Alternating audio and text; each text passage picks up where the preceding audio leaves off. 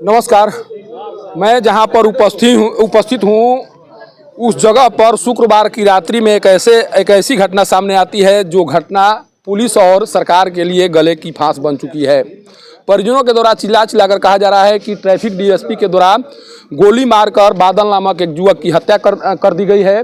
लेकिन जो सरकारी तंत्र है, जो सरकार के प्रतिनिधि हैं या जो सरकारी अधिकारी हैं, वो इस बात को मानने के लिए तैयार नहीं है। यही वो जगह है जिस जगह पर घटना को अंजाम दिया गया था। पहली बार मीडियाकर्मी सीधे तौर पर उस जगह पर पहुंच रहे हैं जिस जगह पर घटना कारित की गई है। कारण कि यहाँ पर पुलिस बल की व्यवस्था की गई थी, किसी को अंदर आने की इजाज़त नहीं थी और शुक्रवार की रात्रि से यह जगह चर्चा का विषय बना हुआ है।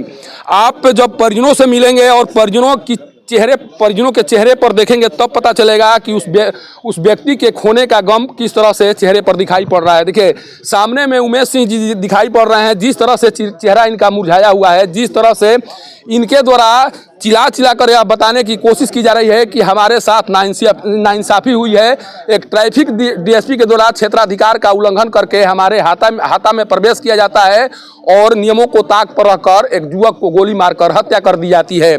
सोचिए कि जो आरोप लगाए जा रहे हैं उसी आरोप को जानने और जो सरकार के नुमाइंदे हैं, जो प्रतिनिधि हैं, सरकार में मंत्री हैं, उनका आना भी शुरू हो चुका है। अभी बिहार के श्रम संसाधन मंत्री संतोष कुमार सिंह इस घटना के बाद घटनास्थल पर पहुंचे हुए हैं। क्या जो आरोप लगाए जा रहे हैं सरकारी तंत्र पर दुरुपयोग को लेकर, उन आरोपों पर इनके द्वारा क्या कुछ कहा जा रहा है या क्या कुछ बताने की कोशिश करेंगे, सीधे तौर पर इनसे जानने की कोशिश मेरे द्वारा की जाएगी। सर, आप घटना कारित होने के बाद घटनास्थल पर आए हुए हैं, वहाँ भी गए थे, घर भी गए थे, घटनास्थल पर भी आए हैं।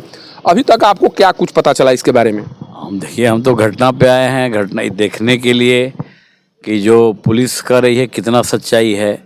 सरकार में रहने के नाते और रोहतास कैमूर के एक प्रतिनिधि होने के नाते और आप सबों के बीच के एक भाई होने के नाते मेरा दायित्व और कर्तव्य भी बनता है कि किसकी गलती है। अगर इतना बड़ा अपराध किसी ने किया है तो उसको किसी भी तरह से उसको नहीं छोड़ा जाए और पीड़ित को न्याय मिले और जो दोषी हो उस पर कानूनी कार्रवाई की जाए।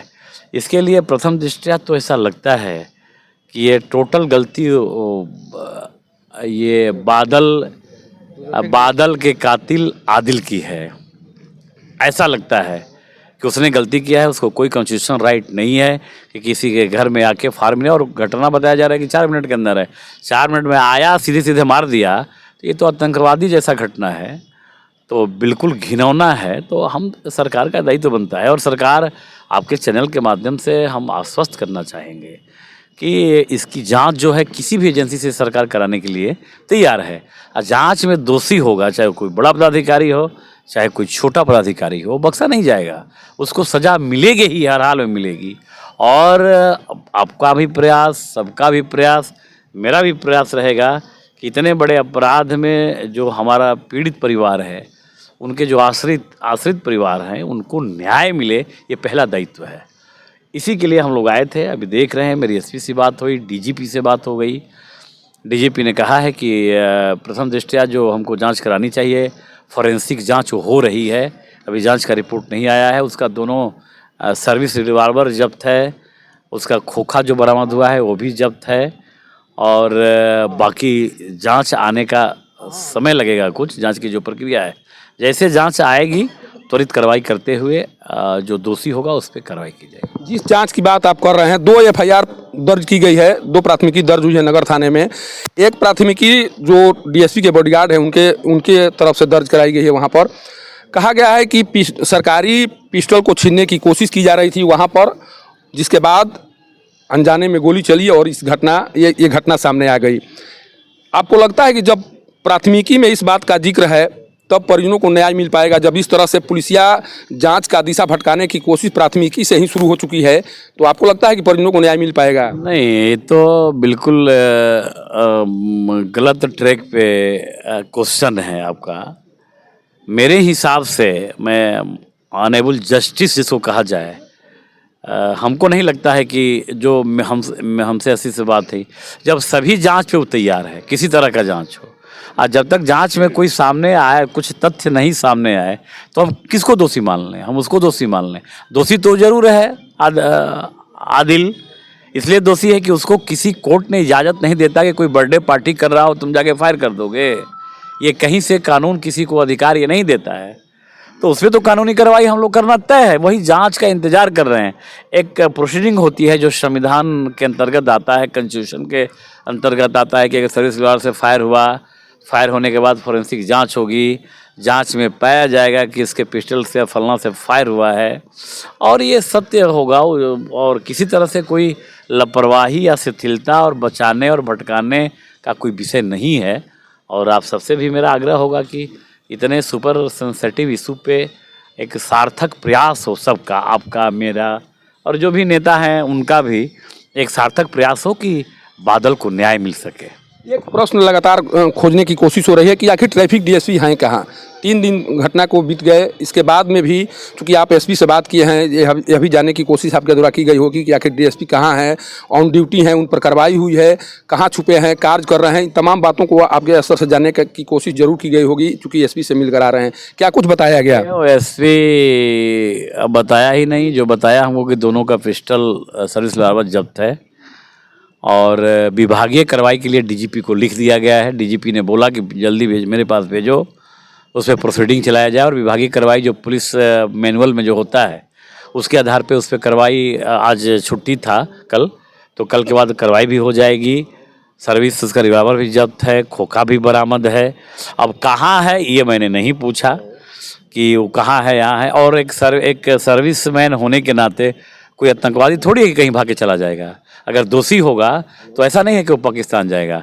अब पाकिस्तान भी जाएगा तो हम लोग लाने का प्रयास करेंगे, आप निश्चिंत रहिए। सिर्फ जब तक हम कुछ कहने की स्थिति में नहीं है, जब तक जांच की प्रक्रिया पूरी नहीं हो जाए। संतोष कुमार सिंह जी हैं जिनके द्वारा जांच की बात कही जा रही है। जांच में क्या कुछ होता है, किस तरह से जांच की जाती है, इनको भी पता है, सबको पता है किस तरह से जांच एजेंसियां जांच को प्रभावित करती है, किस तरह से प्रेशर बनाकर जांच की दिशा को बदली जाती है। ये सभी लोग पता है, सभी को पता है। क्योंकि जिस तरह से एफआईआर में बातें सामने आ रही है, परिजन चिल्ला कर कह रहे हैं कि यहाँ पर ट्रैफिक डीएसपी के आने का मतलब कुछ बनता ही नहीं है। इसके बाद में भी अगर जांच की बात कहकर परिजनों को भरोसा देने की कोशिश की जा रही है तो इंतजार तो करना ही पड़ेगा। चूँकि सरकार के नुमाइंदे हैं, सरकारी तंत्र जाँच कर रही है और जो सामने आएगा उसका इंतजार तो सबको है। देखिए, मैं लगातार उस बात को खंगालने की कोशिश कर रहा हूं कि क्या जो परिजनों के द्वारा बात कही जा रही है उस बात में सच्चाई है, नहीं है। क्या ट्रैफिक डीएसपी के द्वारा गलत कार्य किया गया है? आज तक जो भी सरकारी तंत्र से जुड़े लोग हैं ये बात बताने के लिए तैयार नहीं है कि ट्रैफिक डीएसपी के द्वारा गलती की गई है। लेकिन जो कुछ अभी चल रहा है, जिस तरह से अभी रिपोर्ट्स आ रहे हैं, जो रिपोर्ट्स दिए गए हैं थानाध्यक्ष की ओर से, उस रिपोर्ट को जब कल पढ़ने का प्रयास किया जा रहा था, उनके द्वारा साफ कही जा रही थी कि आपके यहाँ शराब की पार्टी चल रही थी। जबकि उनको पता है, आवेदन में लिख कर दिया गया है, जो मृतक के भाई हैं उनके द्वारा इस बात का जिक्र किया गया है कि नहीं, इस तरह की बात वहाँ हो रही थी। इसके बाद में भी अगर आप गोली चलाते हैं, कहाँ पर यह नियम है कि कहीं पर शराब पार्टी अगर होती है तो वहाँ पर गोली चलाकर किसी की हत्या कर दी जाती है? क्या बिहार में शराबबंदी कानून के लिए इसी तरह के सज़ा बनाए गए हैं? ये तमाम लोग आए हुए हैं और तमाम लोगों के चेहरे पर एक ही सवाल है कि बादल को न्याय कब मिलेगा। आश्वासन तो मिल रहे हैं, लेकिन जिस तरह से पुलिस की जाँच हो रही है, जिस तरह से पुलिसिया कार्रवाई करने की बात कह रही है, यहाँ पर उपस्थित लोगों की खोजबीन तो शुरू हो चुकी है। ये कहा जा रहा है कि जो भी लोग यहाँ पर थे उन्हें बुलाया जाए, उनका बयान दर्ज किया जाए। लेकिन डीएसपी कहाँ है, ये बात किसी से इस बात की जानकारी कोई भी देने के लिए तैयार नहीं है। आप उन तमाम लोगों को खोजने का प्रयास कर रहे हैं जो इस पार्टी में उपस्थित है, लेकिन ट्रैफिक डीएसपी कहाँ है? जब इनसे भी पूछा गया तो मंत्री भी इस मामले में कुछ बताने से अभी परहेज कर रहे हैं, कारण कि शायद इन्हें भी नहीं बताया गया होगा।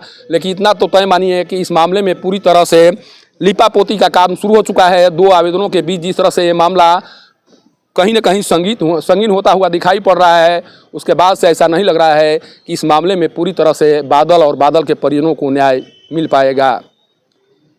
सासाराम से पब्लिक न्यूज़ के लिए सत्येंद्र चौबे की रिपोर्ट।